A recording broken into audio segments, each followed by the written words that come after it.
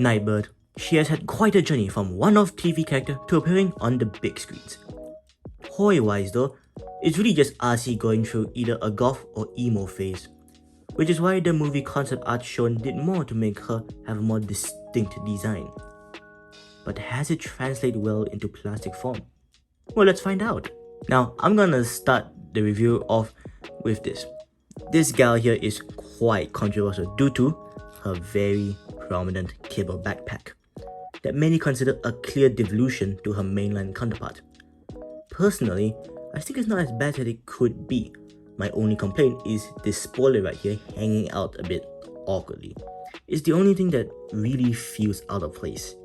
Okay, maybe this bit over here, but this one bugs me a bit more.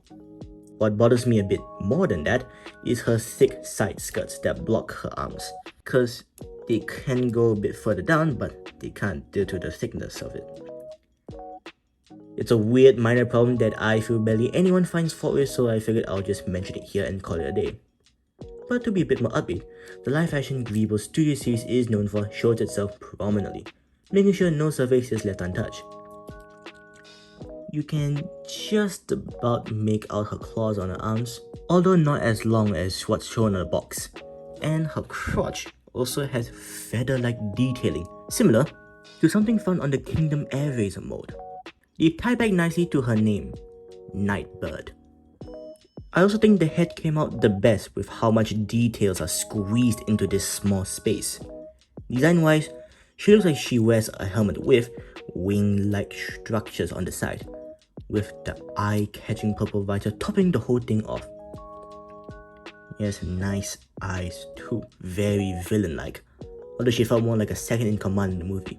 Okay, not felt like, she probably was the second-in-command in the movie. But with how unique the head is being sculpted, in fact there's a cone shape, I can't help but think she's a long-lost member of the Coneheads. For weapons, one sword. That's it. Well, it is a great sword, but one could argue, if done well, that false advertising was done on the box. Because just one sword. Well, there is a bright side. At least you can tab it on the side of the skirt, right here. So you can look like a wandering Ronin samurai or something. You can battle a drift, I guess. I don't know.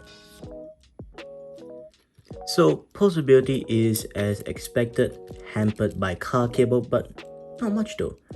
The waist swivel is limited by side skirts and the car cable, but everything else is unrestricted. Everything has clearance to move about, well, except for the head, with its unique sculpting. Even doing the split is not that hard, as there is, surprisingly, enough room here to fit the thick skirts. It's also certainly better than the Gen Selects version in that regard. She also does look good in a lot of poses you put in, but I would warn you that there might be some trouble balancing her with how, well, thin her feet are. Also, ankle pivots are a tad unnatural due to the absurdly long feet. So, it's a bit off, to being honest.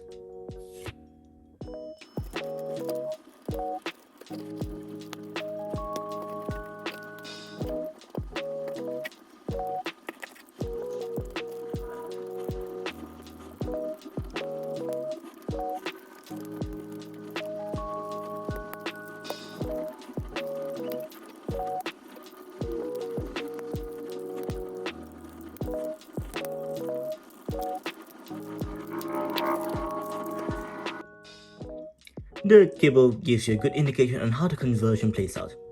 Lots of unpacking. Not the first time, definitely not the last. However, it isn't actively fighting you. Nothing clashes. Legs do some interesting flips and turns, similar to first edition Viacon, interestingly enough. In fact, his transformation has a lot of similarities with SS Nightbird here. I thought that was interesting to point out. Man, speaking of the transformation, it gives us a very good looking Nissan Skyline R33 GTR, modified by someone who's clearly a fan of street racing games. This is where the color scheme truly shines.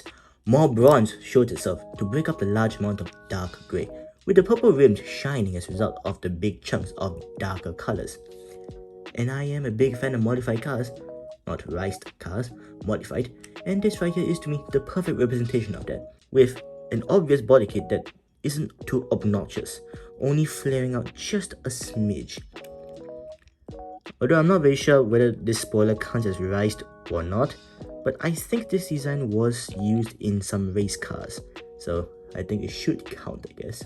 No, to be fair, I do quite like the style of spoiler attached to the back bumper and not the trunk. The car mode is the main reason I got this girl. She also probably has the smallest Terracon insignia. And also undercarriage sword storage. Can't go wrong with a classic. Well, time for closing statements. I got her because I wanted a transforming GTR. Again. And I got my wish.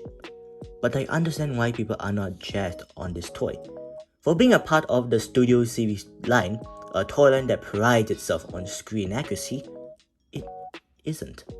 The Cuba Heavy backpack and the tiny wings don't help either. If you want a movie accurate Nightbird, wait for a third-party company to make one. It'll happen eventually. We all know it. For me, I am perfectly happy with this toy. It's not perfect, but that does not mean it's terrible. It's competent at what it does, and I appreciate it for that. So, thanks for watching and see you next time.